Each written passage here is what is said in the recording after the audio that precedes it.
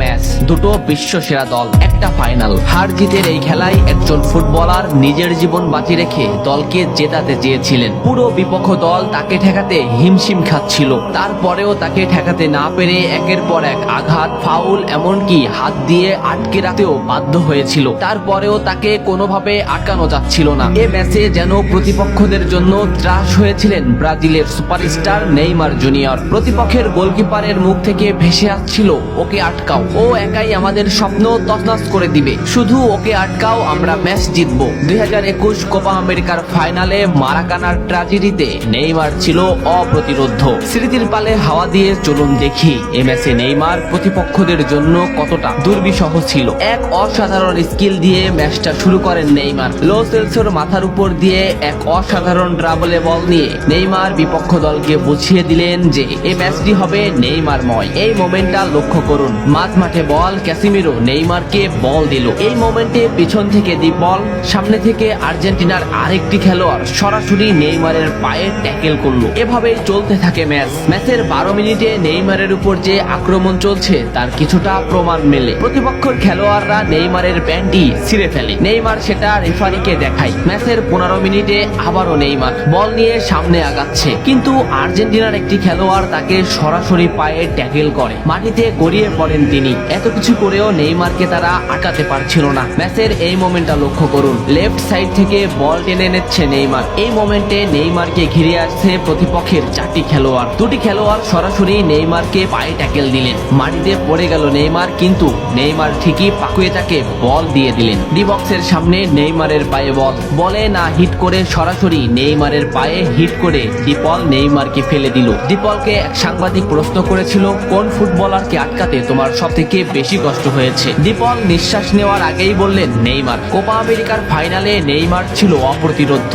তাকে আমরা কোনোভাবেই আটকাতে পারছিলাম না। আমাদের ফুটবলাররা তাকে আটকাতে ফাউল করছিল, কিন্তু তারপরেও সে যেন আরো বেশি জ্বলে উঠছিল। আমরা শুধু নেইমারকেই আটকাতে চাচ্ছিলাম, তবে আমরা বারবার ব্যর্থ হচ্ছিলাম। সত্যি নেইমার হলো আমার দেখা সবথেকে কঠিন প্রতিপক্ষ, যাকে আটকাতে আমরা হিমশিম খাচ্ছিলাম। ম্যাচের এই মোমেন্টটা দেখলে স্পষ্টই বুঝতে পারবেন নেইমারকে আটকাতে তারা কোন পদ্ধতি বেছে নিয়েছিল। মাঠ থেকে দুটো ফুটবলারকে ড্রিবলিং করে নেইমার বল সামনে আগালেন। এই মোমেন্টে নেইমারের পাশে দুটি ফুটবলার, নেইমার তাদের ড্রিবলিং করে আবারও সামনে আগালেন, কিন্তু এই সাইড থেকে একটি ফুটবলার সরাসরি হাঁটু বাস করে নেইমারের পায়ে আঘাত করলো। নেইমার মাটিতে লুটিয়ে পড়লো। ম্যাচের এই মোমেন্টটা লক্ষ্য করুন, কেন ডিপলরা সেদিন নেইমারকে আটকাতে পারছিল না তার একটা উদাহরণ। লেফট সাইডে নেইমারের পায়ে বল, সামনে প্রতিপক্ষের একটি ফুটবলার, নেইমার ড্রিবলিং করে তাকে বল মোমেন্ট থেকে আউট করে দিলেন। এই মোমেন্টটা লক্ষ্য করুন, এখানে প্রতিপক্ষের 3টি খেলোয়াড়। এখান থেকে নেইমার এমন একটা শট নিলেন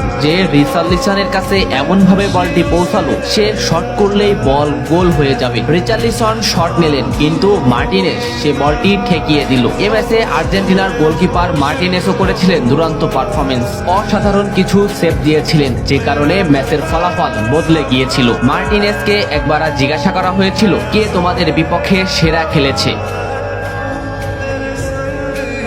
মার্টিনেজের এক কথায় উত্তর নেইমার। কোপা আমেরিকার ফাইনালে আমরা তাকে থামাতে চাচ্ছিলাম, কিন্তু কোনোভাবেই তাকে থামানো যাচ্ছিল না। আমার চোখে সে ছিল অপ্রতিরোধ্য।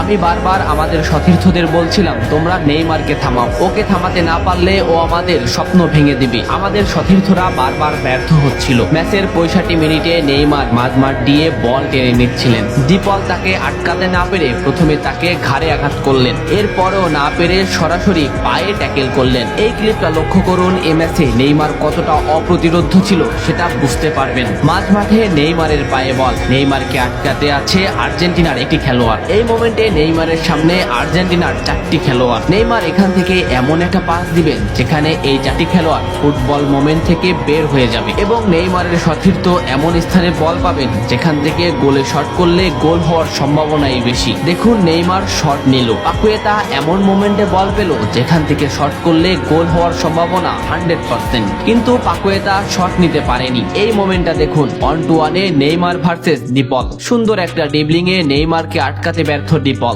কিন্তু শেষ মুহূর্তে ফাউল করেই নেইমারকে আটকাতে হলো। এভাবেই ব্রাজিল আর্জেন্টিনার কোপা আমেরিকার ফাইনালে নেইমারকে আটকাতে আর্জেন্টিনা ফাউলই বেছে নিয়েছিলেন। তাছাড়া নেইমারকে আটকানো সম্ভব ছিল না। ম্যাচ শেষে সে কথা স্বীকারও করেছিলেন ডিপল। স্কলনিকে একবার প্রশ্ন করা হয়েছিল, আপনাকে যদি সুযোগ দেওয়া হয় একটি ফুটবলারকে আপনার দলে নিতে, আপনি কোন ফুটবলারকে নিবেন? স্কলনি একটু হাসলেন, ভাবলেন এবং বললেন, নেইমার। আমার যদি সুযোগ হতো আমি নেইমারকে আমার দলে নিতাম। এত ফাউল করেও নেইমারকে আটকানো যাচ্ছিল না। কিছুক্ষণ পর পর আর্জেন্টিনার ডিফেন্স লাইন ভেঙে চুরমার করে দিচ্ছিল নেইমার, কিন্তু শেষ পর্যন্তই 1-0-তে ম্যাচ হারতে হয় ব্রাজিলের। ম্যাচ শেষে নিজেকে ধরে রাখতে পারেনি ব্রাজিলিয়ান এই সুপারস্টার, অঝরে করেছিলেন কান্না। বন্ধু মেসিকে বুকে নিয়ে এমন অঝর কান্না হৃদয় ছুঁয়ে গিয়েছিল ফুটবল প্রেমীদের। ফুটবল এমনই, এ খেলায় হার জিত আছে। কান্না হাসির এই খেলায় এক দল হয় সমদিত, অন্য দল হয় দুর্বাদিত। তবে একটা ম্যাচ জেতার যে আকুল আগ্রহ, তা হয়তো নেইমারকে না দেখলে বোঝা যেত না। সব বাধা বিপত্তি প্রতিরোধ ভেঙে নেইমার যেন এগিয়ে যাচ্ছিলেন, কিন্তু শেষ পর্যন্ত সমীকরণ মেলেনি। আপনি কি কোপা আমেরিকার এই ম্যাচটা দেখেছিলেন? দেখলে কমেন্ট করে জানান। এত সময় সাথে থাকার জন্য ধন্যবাদ। নেক্সট ভিডিও আসছে খুবই তাড়াতাড়ি।